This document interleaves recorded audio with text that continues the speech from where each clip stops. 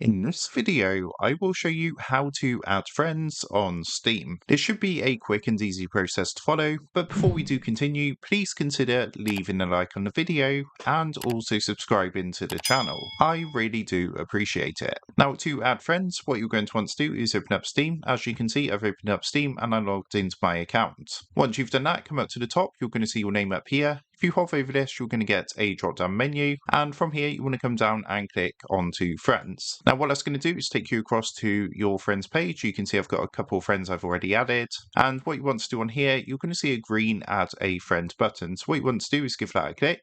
That's going to go ahead and take you to a screen like this, and what you can then do, you can see you've got a friend code here, which you can copy and send to your friends so they can add you, or if you do have a friends code, then you can enter that into here. There is also an option to send a quick invite, which expires after 30 days, but again, you can send an invite link to your friend.